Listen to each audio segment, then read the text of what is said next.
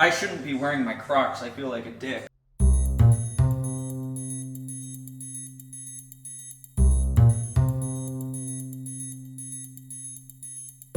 What's poppin', guys? This is Feastin with Easton. With me is Willie Macc. 6 cheese mac and cheese with andouille bacon and fried chicken. I'm gonna be the test of this. I'm fucked.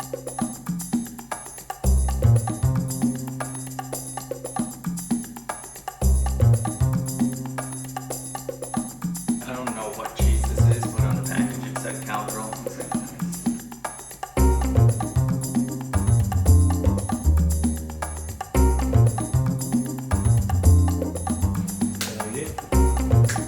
Oh, this snap seals it all together. Yeah. Makes it hit. That's rhythm. Alright, man, take care. Hey, Willie. Yeah.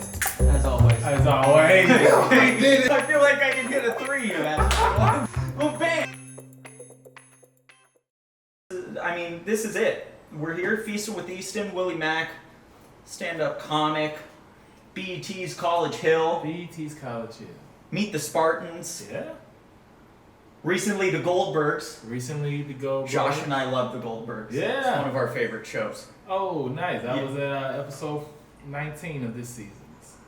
He's a DJ. Now play a DJ. No. I watched. Anytime you, because now that what I was most excited about, because we all know the money's not necessarily in co-star and guest starring, but it's a great credit to have Oh yeah. when you're going on stage. You've seen them on ABC's The Goldbergs, like perfect. I love that show. Yeah, it takes me out of the when people introduce me as BET, and it's like, who? But damn, that was a great show. Reality, Josh knows this. Reality television is my favorite. Mm-hmm. I love reality TV. How's the Mac? Did you have Mac? I just bit into it. Okay. Wow, it's actually not bad. What I would add to it Hit though me. is honey. My man, you know why? So the base is Honey Jack. Of the mac and Honey cheese. Jack Daniels. Yeah. You know, I saw the honey Jack Daniels out on there. I was like, what? And we have a whole nother thing of that, so don't be shy. Because growing up in a black household, when we had mac and cheese, it was always with like candy yams and stuff like that. So the candy yams and the mac and cheese would always end up touching each other. Yeah, So yeah. I've learned to eat my mac and cheese a little sweeter because of that. I put honey on basically everything. Really? Mm-hmm. So you gotta eat the skin first, or else I rip the skin off. I eat the skin first, but the way that you made this chicken is like It's impossible. it's impossible to eat the skin off first. Okay. It might be. Because until you told me about the chili pepper, I was like, oh, this motherfucker burnt all the chicken? You didn't spare one? Antro chili. That's why it's dark.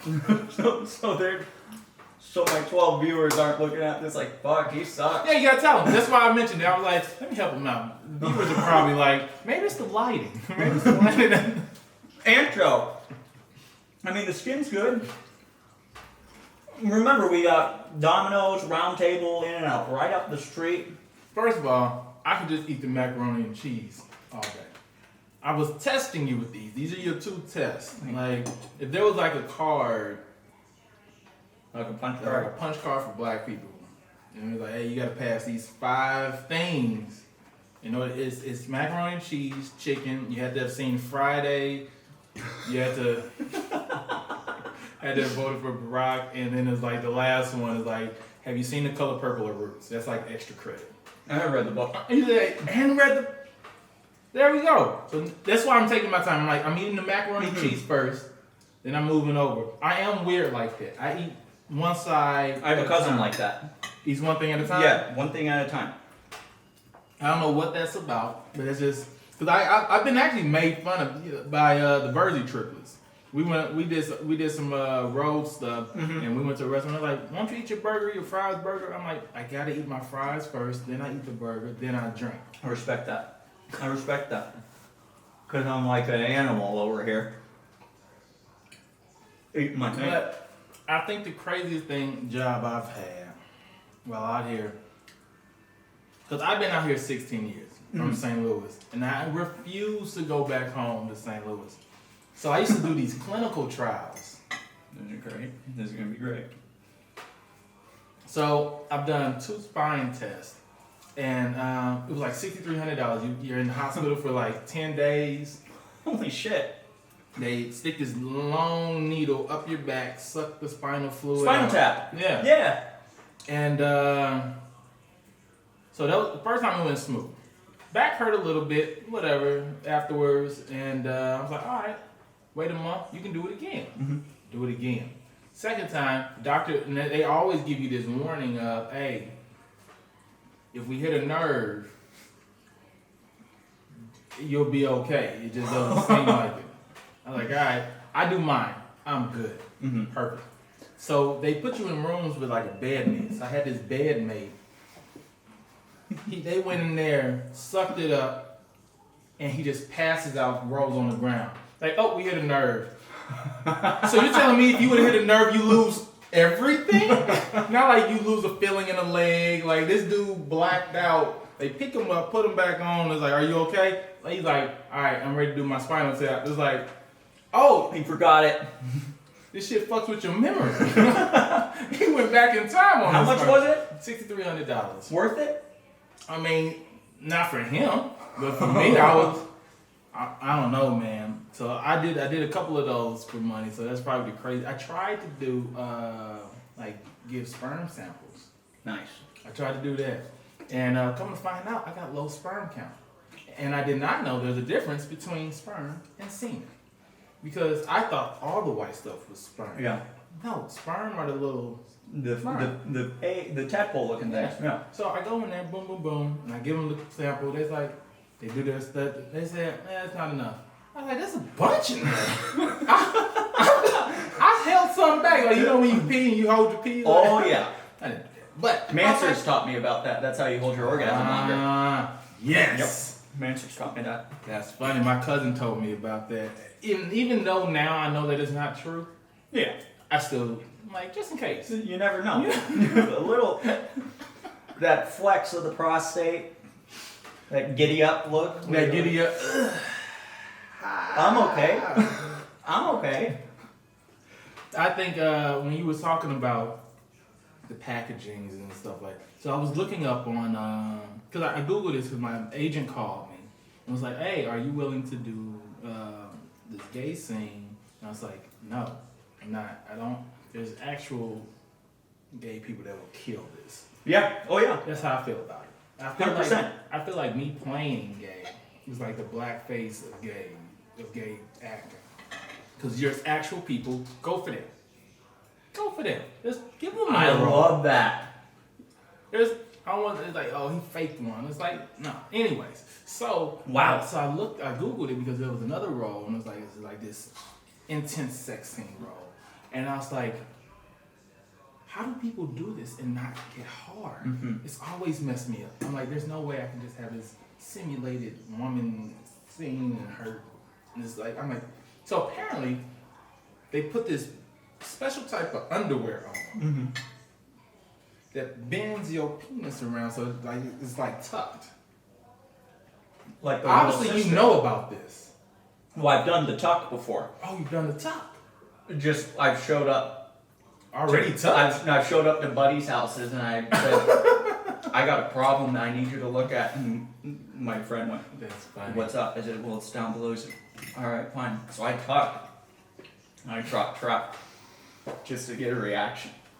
So that's how I know the tuck. But that's the only reason I know the tuck. But I didn't know they had underwear for it. Yeah. To promote the tuck. I didn't know they had It's tuck underwear promoting. to promote the tuck. This industry is crazy. Mm-hmm. The ups and downs, the who makes it, who doesn't. Some people are on top 5 years ago, lose it all now. One day you could be a waiter, the next day you could buy a yacht. The day you're hanging with this person, the next day you're homeless. It's like, why are we doing this? You went through that with BT, didn't you? Oh yeah. You went through that. BT, I was BT's baby for like 2-3 years. Any award show, every carpet, any person's celebrity's house, BT had me. Then one day, I hit him up, I'm like, hey, can I get BT award show tickets? They said, sorry, Willie, you're not relevant anymore. That's what they said. BET emailed me and said I'm not relevant anymore, and all this stuff is going to stop. It's like this. That is crazy. All right. Because you're the first season, right? Of College Hill? Fourth season. We were just the most popular season. Okay. Because I watched your season in season 5, I want to say, a little bit. But I was really into I Love New York too, and Flavor of Love, and all those other shows. You know? Yeah. All right. Here's the test. Speaking of BET, I'm nervous now because this is a new recipe I'm nervous. for me. Well, let me tell you. Let me defend myself. before you no, take a there's no bite. defending. Okay. I usually don't cook with bone in, Okay. and I don't cook with skin Okay. because I don't know how. Because I know there's a technique to make it right. There's a technique. And every time I watch Diners, Drive-Ins, and Dives with Guy Fieri, the people who have the best skin are the black community restaurants. And it's never a white guy like, oh, you got to do the skin. So it's like in our DNA to fuck up skin, I guess. Here's how we do the skin. I'm not saying how I do the skin. So, or just the chicken in general. I make mine a little different. So I will blend Italian seasoning, jalapenos, garlic, and like some peppers together. You didn't need sound effects, but I wanted it though. because I don't have to do it in post. You don't have to do it in post now. As an ex-TV editor, I understand. We don't have to do it in post. Thank God. And I would take the injector out, suck it up, put it inside the chicken, so the meat is all flavorful, whatever. Yeah. Then what you do with the chicken, with the skin or whatever, like let's say a thigh, you mix up milk, egg, and you put the seasoning in like it's a flour base, and you put a whole bunch of just salt, pepper, whatever seasonings you want. Dip it in the egg milk, put it in there, then you fry it. It's really simple. Well, geez, when you put it that way, I feel like a dick for fucking this up. Well, we'll see. Now remember, I'm white, so the expectations can drop. Don't expect, Roscoe's. Expect like a little bit better than a McChicken. Okay. Rocky. Yeah. I'll expect Rocky instead of Roscoe. There you go. Here we go.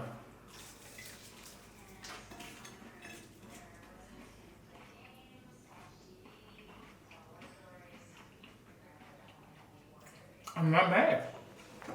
It's not now. It's not the fried chicken, but the way you made your fried chicken is dope. I said this before, but the skin tastes like hush puppies because you use, I guess, like a Cornbread, yeah. Yeah, you use cornbread, so you pretty much made hush puppies and chicken together, which is another genius level type thing. That's what we do here. That's what we do. Hush puppy chicken. Cut so we can spit it out. You cut that so we can spit it out. When I I did Josh's dry rub, the moisture really came out. But for your dry rub, it stayed wet longer. And I don't know if that's just the size of the meat. It's the size of the meat. It's the size of the meat because I used little thighs for him, but I made sure to buy big ones from you. So I'm thinking it's the size of the meat and where the meat was from. Yours is fresher. No offense, Josh. Yours is fresher. Went to the Whole Foods for this. Yeah. And size matters.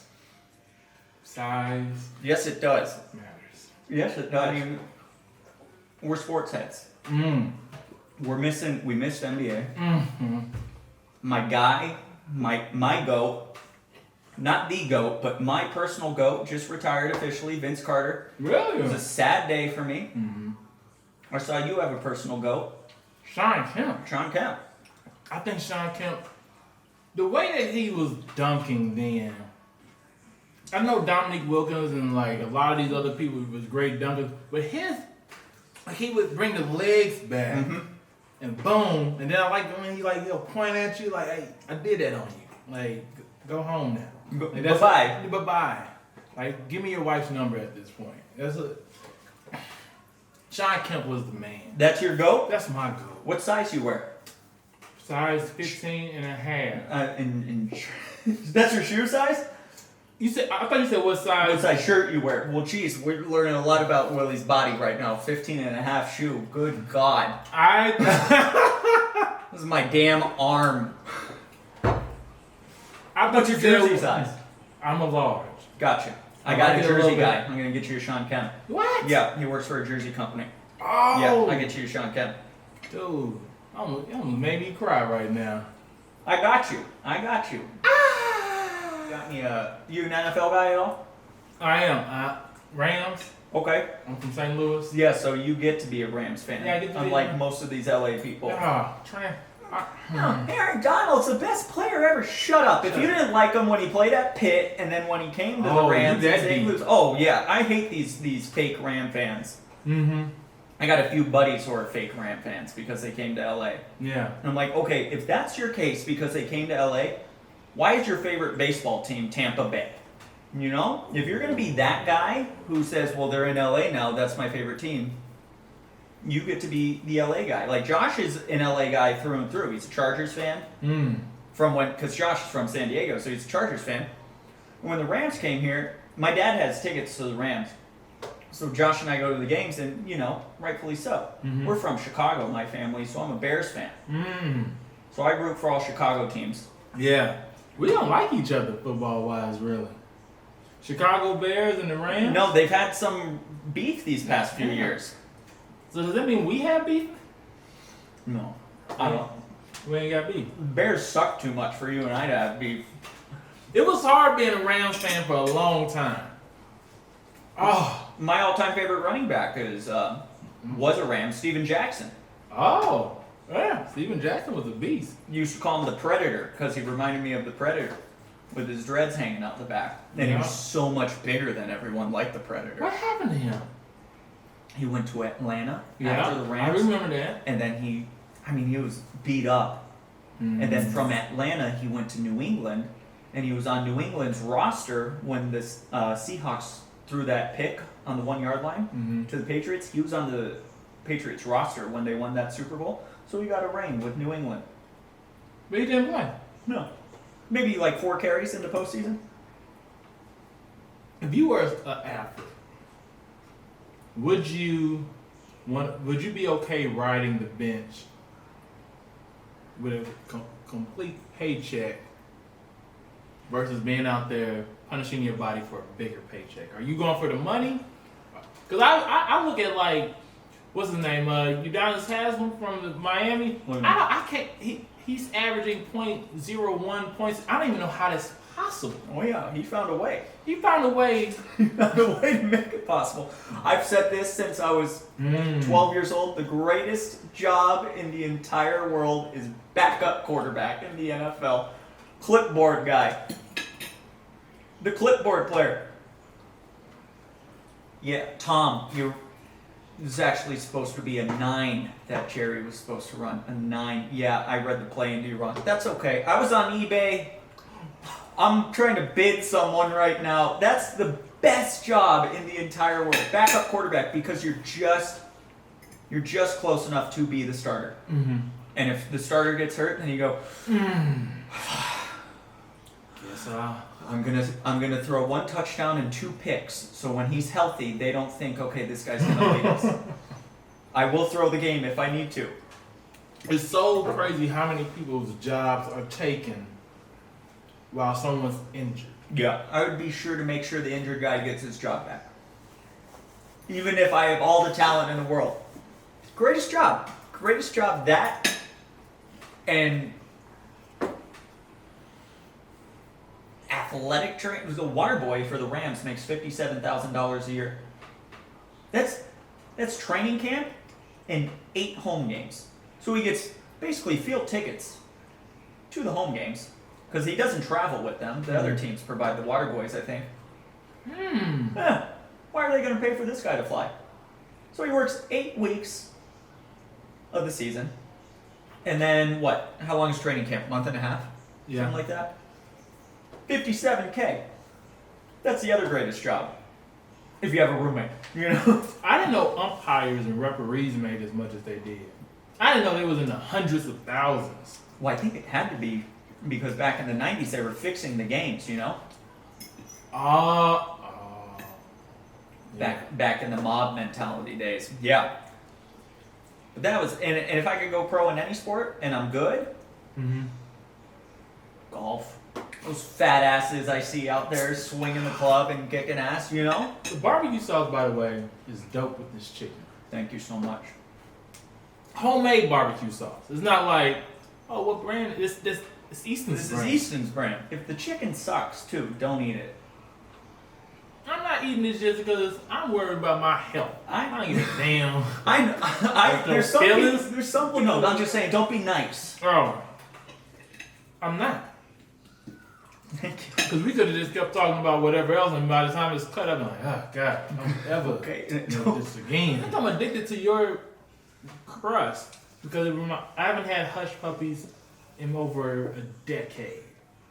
You know, I've never had legit hush puppies. I've only had them from Denny's. Yeah. Which I would have to say is not a place where you just get your first hush puppy. That was the first place I had grits too. It's like I lost my virginity to our family pig. It's like, whoa, that's not how that should have happened. It should have been better. It should have been at least the sheep.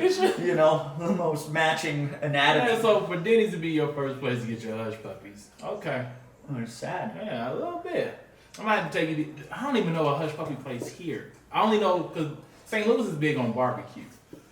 So that was gonna be the other option that I was gonna test you on was your barbecuing skills. That's my best But route, I felt I that was think. too easy for you. But I do a lot of barbecue, like I do pulled pork a lot. You do a good pulled pork. Josh, you like it?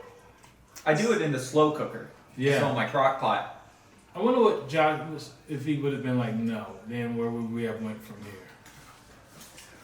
What do you like that I make? Well, I expected it to be a barbecue pulled pork, and it reminded me more of like a Carolina pulled pork, where it's like a little bit more vinegar than there is barbecue. It was good. Okay. It was really good. No. And it was light. So when you have these barbecue pulled porks, it's like really heavy, it's really sweet. Gives you a stomach ache. No, you can eat that all day. And Where'd this you is the learn to sauce. do that from? Is it that you wanted to learn barbecuing, or you just came up and found out that you was good at barbecuing? I was in college. I don't drink or smoke, and LMU doesn't have frat houses or anything like that. So a lot of nights, my roommate and I, on weekends, would just watch Food Network. You know, and that was our weekend night. Like, I would get a call from my dad. What are you and John doing tonight? You guys going out? No, we're actually watching Chopped or something like that. And I would just watch and start experimenting in college. And who doesn't like barbecue? There's some good spots down in Playa del Rey area on Lincoln, and Venice has some good barbecue spots. I like the patience it takes. You like the patience it takes for the meat to be ready. So you like fishing then? Never been fishing. I don't know. How do you write your stand-up? That's a good question. I was actually going to ask you your process on that, so that's good. I'm kind of like you. Storytelling style of comedy, relatable. So what I do is I think of what has happened to me that has affected me in some sort of emotional way. So I do a joke about my parents' divorce. And that joke took me like a year and a half to write because I had to really sit there and think about all the emotions I went through during my parents' divorce and like my mom's side of it, my dad's side of it, like their point of view is my point of view. So I sit there and I just write down on a page the title of the joke so I know which joke it is that I'm working on, and then the first page is all the emotions of each person represented in the story. And then I turn it, because I'm a screenwriter, I turn it into almost a screenplay format of dialogue, action, action. Yeah. Which is in a lot of cases it's relatable, and I think that's the way to approach it when you're not a known person, like a big known name, is how can I get this to relate to the audience? He's so relatable and he's so good because he understands timing. This is you, not me. You understand timing. You understand emotion. You understand steering the direction of the audience. And you relate to an older generation because you have a kid. Yeah. And you relate to a younger generation because you still are, in my eyes, you're still a kid. Like, you're a man, but, like, you have that, like, this generation attitude and, respect towards the art of comedy because you grew up with the Bernie Macs and the Chris Rock, so you studied them growing up. I was telling my sister, I said, I've never seen him. I've been to 3 shows with him. I've been in the audience of 2 of his shows. I've never seen him stutter. I've never seen him do bad because he knows how to relate to everyone in the audience. Whether it be I was a young kid who made a mistake. I'm a dad who's done this, and this is how I discipline. This is the baby mama story, which is your $150 joke story. Yeah. Joke story, both, if it's both. Yeah. That's one of the best, how would I say, callbacks that you do at the end. Yeah. It's one of my favorite jokes. Thank you. I tell everyone too. I'm like, I don't know why Willie's not in the main room every night. Working on it. It's gonna happen for sure. I mean, you do Laugh Factory and you do all the other spots. It's only time to Matter tell. of time. But yeah, script format.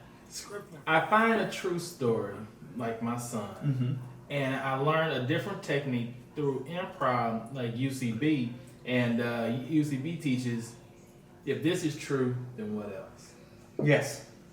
So here's my and truth. your truth. Yes, yes, and my truth. I'm like, so if people are gonna believe this, would they believe this? Oh, they believe that. So they believe this. So I just build up off that, and then every once in a while, I've done this before, where I'll show pictures. I'll be like, look it up right now. I don't care. I love Most that. people aren't gonna look it up, but You're doubling down on yourself. I'm bluffing the audience the entire time. So I use that as like the base of my story, what I want to talk about. Then I do this thing with columns. So like I'm working on a joke now. It's like how hard it is to be a racist because it's a full-time job. So I wrote down 50 things of like racism from like KKK races and this and that. Then I wrote down 50 things about a job, full-time, days off, hate your co-workers. So now I'm like, do you think this KKKs that hate their co-workers? That's funny. What if there's a day you don't feel like being racist? Can you call off sick? Like, oh, these Jordans about to come off, but I can't. I can't wear the Jordans. So that's important. So then that thought goes into how hard it is to be racist still, because what I do in this, which upsets some people, was like, okay, I understood racism 100, 200, 300 years ago, because they thought women were witches because they farted at night. Like, that's like, Very these are the same people that was there. But now, like, sports and this and that, like, how hard is it to still just be like, he can't, damn it, he just did it. It's like everything is right. It's happening. It's happening. It's right in front of you. Then you know what's crazy? I just found this out. There's all these things talking about Mozart was black. I saw that too.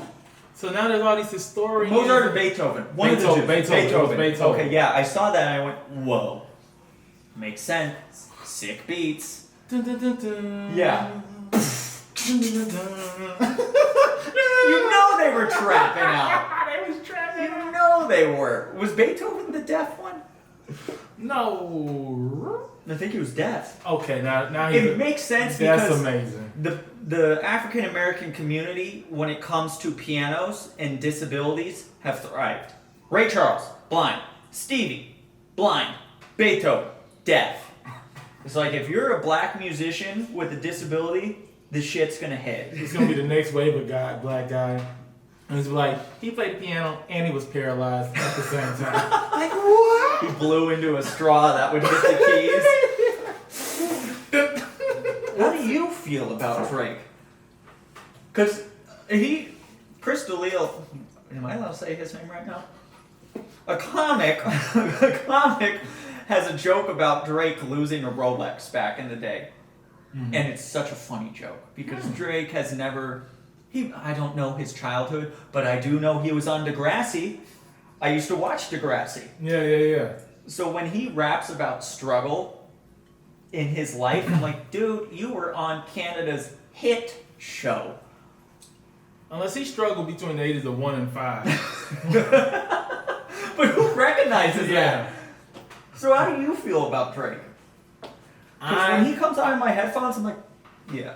See, I'm not a person that's like into lyrics and all that stuff. I like beats. Okay.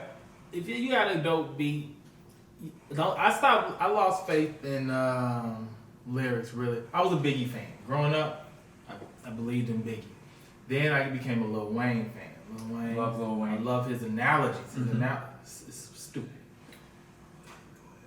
When Drake and Pusha T went after each other, I was like, Pusha T demolished him. To me. Oh, to me too. Calls out his son Oh, that the world doesn't know about. Hello. Who gave that information? Yeah. How do you find that out? CIA was like, what the hell? Yeah. Was that? He got hired. He got hired. He's working for the CIA now. Turned his whole life around. That's not a bad premise to a movie. A rapper turned CIA agent. Okay. Dark? Like suspenseful? Or are we going comedy? Dark as like what undercover? How dark of a rapper are we talking? Is he Listen, my fried we- chicken dark? Yeah. Because KFC. we want to sell this to all audiences. No, more like a picture Training Day. Like that. Yeah. How dark was Training Day was Denzel calls himself King Kong. I think that's the darkest you can get. that's the darkest you can get. So anyway, Drake, decent rapper. I do like him. Mm-hmm. I have him on my Pandora, but it's whatever. Like I'm one of those people that still listen to Tekashi 6ix9ine. His new song, Gooba, or whatever it's called. It's So fun. That's It's the a only lot. way you can put that. It's a fun song. a fun song. Like people are like, would you listen to that snitch? I'm like, Yeah. so my argument with listening to a snitch, the thing that he snitched about, I try to put myself in his shoes, where he was looking at 87 years. Yeah. 87 years. And you got 6ix9ine tatted on you. Oh, you're gonna get it. You got rainbow hair. You're the cutest thing in cell block. And you got to do this for 87 years to defend yourself? Snatch. It was. And you know what? Easton stole batteries. Oh yeah. He was getting everyone. Everyone. Easton still has LiveWire on his computer. He still got it. And there's free Spotify out there. He was telling everyone. Let's go old. He got Napster. Jeez. Have you been doing castings? I've Since the quarantine? done maybe like 4. I've done a couple commercial. I've done like 2 commercial self tapes, and like 3 feature films. I don't like TV and film. I don't like auditioning for that. My bread and butter's always been commercials. Well, I mean, shoot, you get one national, you're set for quite some time. Yeah. It's not bad. It's not bad. So I moved out of my place in Sylmar to downtown because I had 2 nationals at the beginning of the year, and I was like, oh, it's gonna be a dope year. Yeah, you were Super Bowl commercial. I had 3. Not 1, not 2, 3 Super Bowl commercials. So I moved downtown. I'm like, oh, this year's gonna be the shit, and I'm paying way too much. Well, I mean, shoot. And then everything shuts down. I'm like, nah. The skin was good. It was flavorful. It was completely different. Yeah. The macaroni and cheese, you did that. The macaroni and cheese, I want that to be my signature. Someone's like, what's your favorite food? I'm like, Easton macaroni and cheese. They're like, what's the difference between the bacon? It was good bacon too. It wasn't like the hoppy bacon that you get from like food. This was like legit bacon. It was I went to the deli for that. it's legit bacon. Then the onion and all. You did that.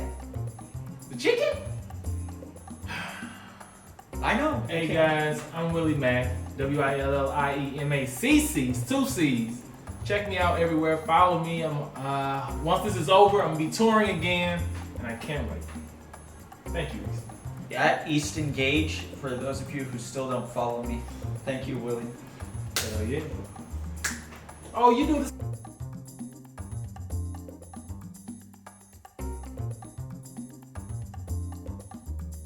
I had one bad trip Right now, I think the highest you can go is like 250-ish. But there was a time where they was like, I had this 1,000 milligram brownie. They had to kill an elephant. They tell you take this much, literally. That's how much I take. That little bitty piece. It's a brownie It's too, a brownie. so who's gonna do that? Who the fuck is gonna do that? Take that little of a brownie. So I was like, I'm black, so I'm gonna do this much. Yeah. Went to Subway because it kicks in around an hour and a half, 2 hours. And all I remember was saying, I like to take 2 Sims, boom, fall on the ground. I have marijuana induced seizure. You hospitalized? Nah, I told him I was able to like all that, and he's like, no, you're high. And he just like held me and gave me water.